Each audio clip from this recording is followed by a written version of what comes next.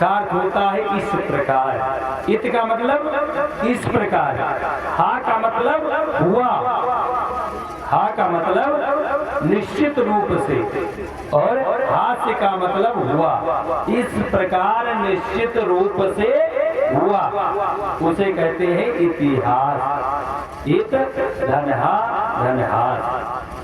महाराज सूत जी ने कहा, देखो हम आपको एक इतिहास, एक प्राचीन कथा श्रवण कराते हैं, और वो कथा सुनने से क्या होगा बंधुओं, कि यस्य श्रवण मात्रेण पापहान प्रजायते, जिसके श्रवण करने से ही सारे पाप, सारे कष्ट दूर हो जाते हैं। अरे महाराज ऐसी कथा है तो शीघ्र सुनाओ। अच्छी अभी भी यदि कोई कह दे कि ये कार्य आप कर डालिए, बड़ा पुण्य मिलेगा, बड़ा लाभ होगा, तो उसमें शीघ्रता तो होगी। शौनकाद ऋषियों ने कहा, महाराज सुना ही डालो। सो महाराज सूत जी कहते, सुनो शौनकाद ऋषियों, कि तुंगभद्रा तटे, तुंगभद्रा तटे यत्र वृणा स्वधर्मेण सत्य सत्य कर्म तत्परा।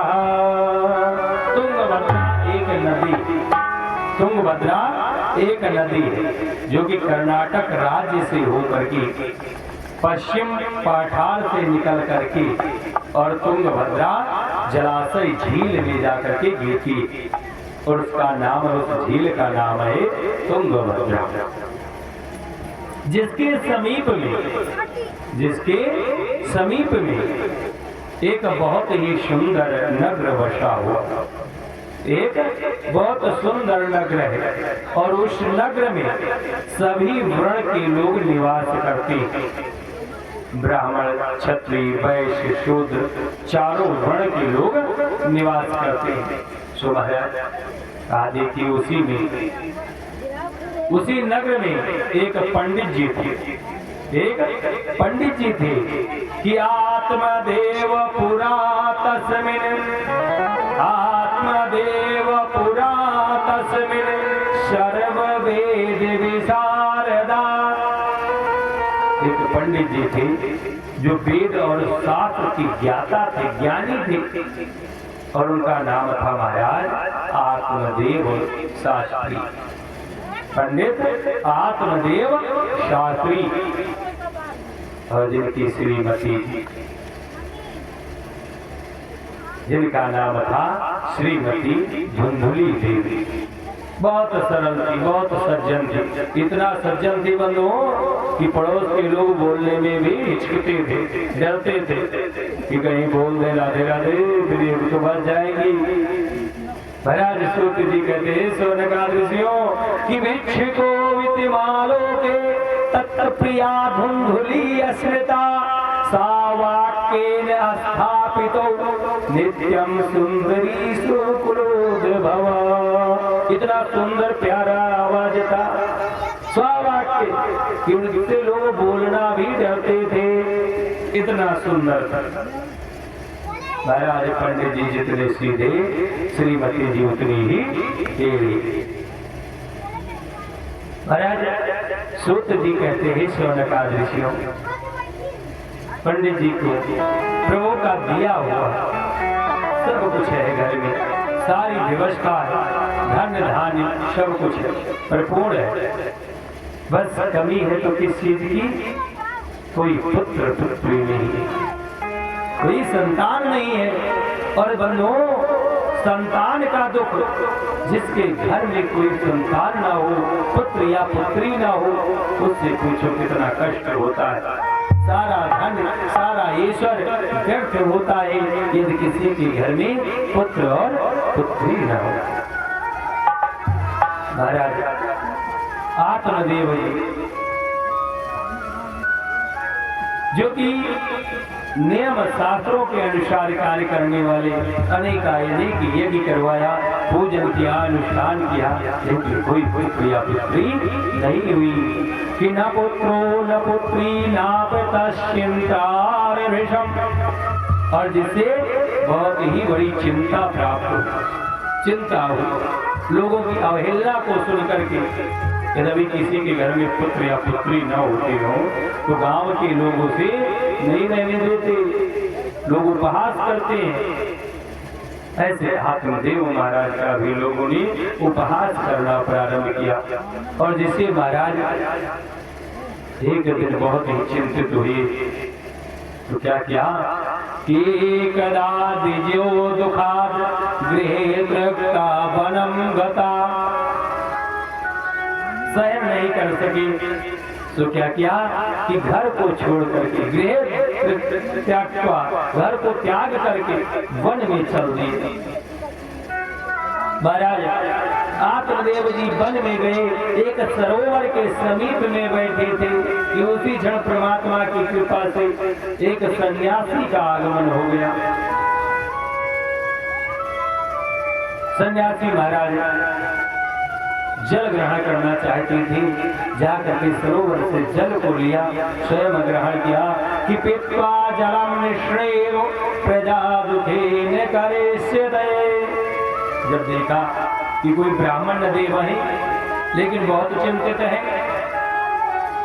तुम्हारा सन्यासी जी ने हाल पूछा, अरे विप्रदेव आप किस लिए इतना चिंतित हैं, क्यों इतना व्यथित हैं? आखिर आपकी चिंता का कारण क्या है? सत्सवे दुख के कारणम, अरे ब्राह्मण देव आपके दुख का कारण क्या है? अरे महाराज को लगा आत्मदेव जी महाराज को साक्षात परमात्मा आ गए, जाकर के सन्यासी जी के चरणों से लिपट गए। महाराज क्षमत भगवान की जय हो। अरे महाराज क्या हुआ? आखिर आपको दुख क्या है, कष्ट क्या है?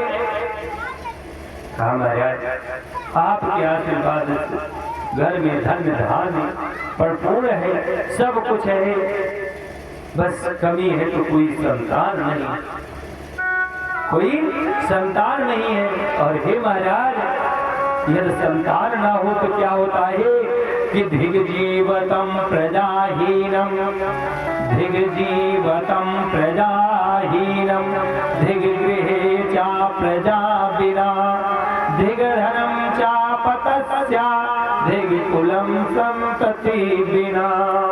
अरे महाराज उस राजा को धिक्कार है जिसके राज्य में प्रजा नहीं है, और उस प्रजा को धिक्कार है जिसके राज्य में राजा नहीं है। और ये सन्यासी महाराज वो घर बेकार है जहाँ वो धन बेकार है, जहाँ पे कोई पत्नी नहीं है, गृहिणी नहीं है, और वो परिवार में व्यर्थ है जहाँ पर एक संतान नहीं है। तो महाराज बस एक ही चिंता है कि मेरे कोई संतान नहीं है, और संतान ही नहीं बल्कि अरे सन्यासी महाराज एक कष्ट हो तो बताएं। और कष्ट क्या है कि पालित्याया मया धेनु सावंध्या सर्वथा भवे। अरे महाराज यदि मैं कोई एक गाय ले आऊं, उसकी सेवा करने लगूं तो हमेशा के लिए बंध्या हो जाती है, वो भी नहीं बच्चे देती। और यही नहीं महाराज यदि मैं कोई वृक्ष लगा दूं तो उसमें फल नहीं होते, यदि फल हो भी जाए तो कीड़े लग जाते। आखिर महाराज कारण क्या?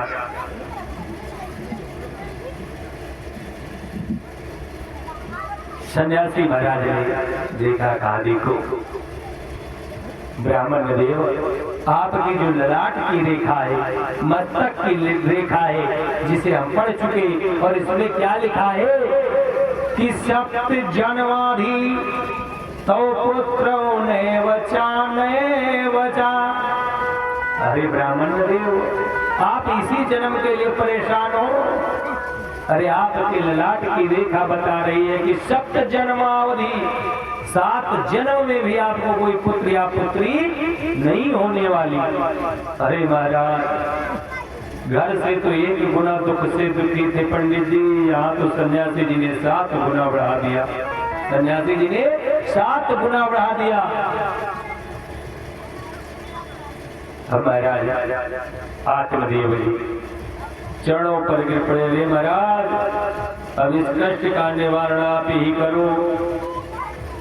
समझाने लगे सन्यासी जी, अरे पंडित जी पुत्र से क्या होने वाला है, पुत्र से क्या होने वाला है, किसी को पुत्र से सुख मिला है जो कि तुम्हें मिल जाएगा। अरे महाराज कुग्राम वाता कुलहीन सेवा क्रोध मुखी च भार्या मूर्खस्य पुत्रो विधवा च कन्या षष्ठ प्रदेत विना अगन्या। अरे महाराज कुग्राम वासा, यदि कुगांव में वास हो जाए, कुलहीन सेवा, जिसके कुल में दाग लगा हो, दोष हो, उससे सेवा कराओ। क्रोध मुखी च भार्या, जिसकी पत्नी बहुत सुंदर हो लेकिन क्रोध मुखी हो, अच्छे भले आ जाओ, घर में पहुंचते ही कर शुरू हो जाए, फिर तो राधे राधे, सारी थका घर पहुंचते पहुंचते उतर जाती। जैसे हमारे अरगन भाई वाले भैया जी हैं, कहते हैं महाराज जी हमें ये सोचते रहते हैं कि कार्यक्रम ही लगा रहे, घर न जाना पड़े।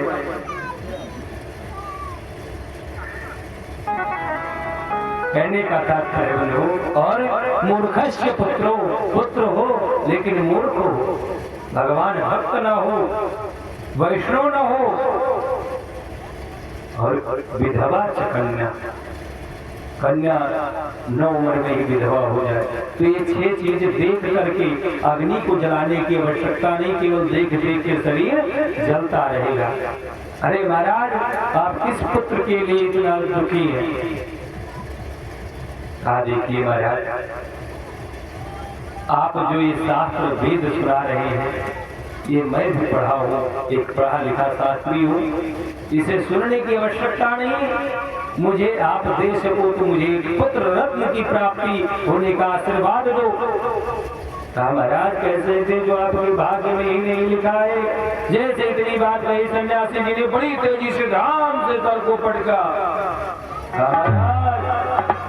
यदि आप नहीं दे सकते तो अपने प्राणों को छोड़ दूंगा। और कैसे? तो दग्धरे तुम्हारे आगे, और उससे क्या होगा कि आपको ब्रह्म हत्या लगेगी।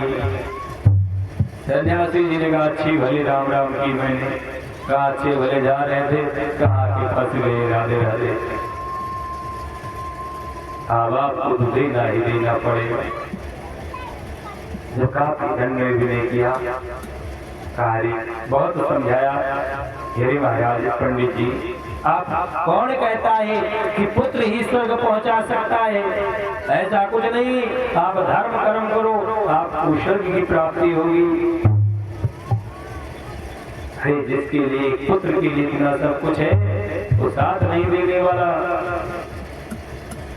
कभी किसी ने क्यों कहा है कि जाएगा जब जहां से, जाएगा जब जहां से, कुछ भी न पास होगा। 2 गजी कफन का टुकड़ा तेरा इलाज होगा। जाएगा जब जहां से, जाएगा जब जहां से, कुछ भी न पास होगा। 2 गजी कफन का टुकड़ा तेरा